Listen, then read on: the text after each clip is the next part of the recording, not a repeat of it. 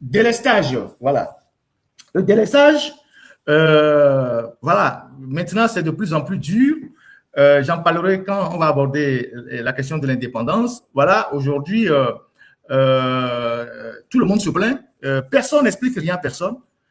Personne n'explique rien à personne. Personne ne dit ce qui se passe. Est-ce qu'on a un problème de dette qu'on n'a pas payé au Ghana et au Nigeria? Est-ce qu'il y a des déficits? Est-ce qu'il y a tel problème? La société ne dit absolument rien.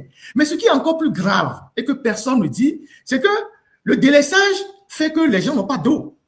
Puisque s'il n'y a pas de courant, s'il n'y a pas d'électricité, il ne peut pas avoir de l'eau. Beaucoup de Togolais sont, comment on appelle ça, au forage. Donc, c'est le forage, c'est l'électricité qui permet aux machines de forage de travailler. Donc, il y a aussi pénurie d'eau dans les quartiers. Parce qu'il y a des laissages, il y a pénurie d'eau, les pompes sont à sec.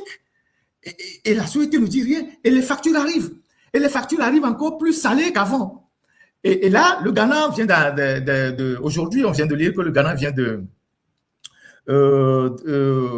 suspendre provisoirement ses exportations vers les voisins parce qu'il y a eu un incendie à la centrale d'Akosombo qui a endommagé beaucoup de choses. Donc, le Ghana suspend l'exportation de l'électricité vers les pays voisins. Nous avons le Nigeria où le ministre de l'énergie vient de démissionner parce que là-bas aussi il y a une crise énergétique. Le Nigeria qui coupe aussi le courant parce qu'on ne paye pas suffisamment, on a des dettes qu'on ne règle pas. Et là, aujourd'hui, toute l'économie du Togo est totalement à terre. Je vous ai dit qu'on a une économie à presque 80% informelle. C'est l'électricité qui rentre dans la plupart des opérateurs.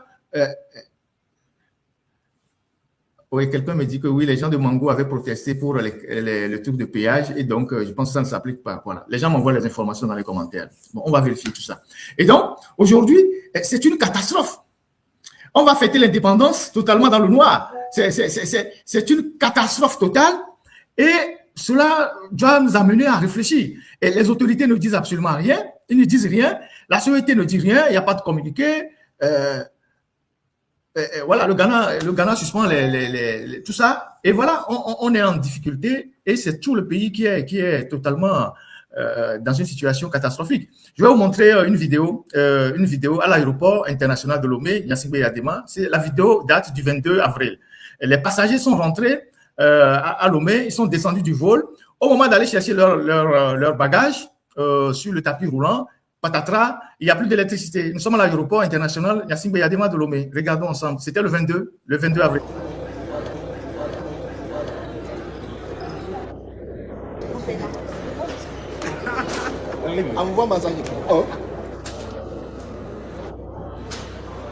C'est l'aéroport de Lomé. Hein? Ouais, la vidéo. Il n'y a pas d'électricité.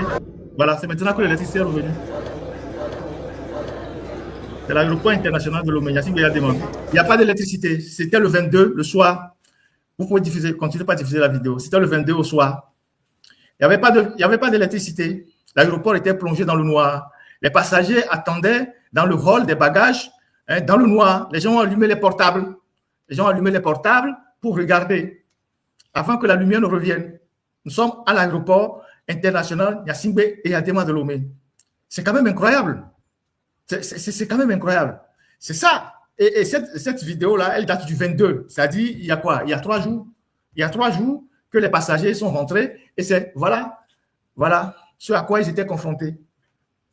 Et ça, c'est à l'aéroport. Oui. C'est à l'aéroport international Gnassingbé Eyadema de Lomé.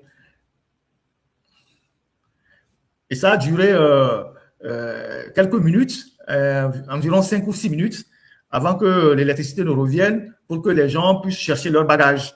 Et ça, c'est la porte d'entrée d'un pays, hein, l'aéroport. Ça s'est passé cette semaine. Aéroport international Gnassingbé Eyadema de Lomé. Il n'y avait pas de lumière. Donc, vous voyez les gens qui se plaignent dans les quartiers qu'il n'y a pas d'électricité, il n'y a pas il n'y a pas d'eau. Même à l'aéroport, hein, il y a le délestage qui frappe l'aéroport. Et c'est ça le Togo. Et c'est dans ce pays-là qu'on va fêter les 66 ans demain. Donc, voilà pour le délaissage. La situation va se compliquer dans les jours qui viennent.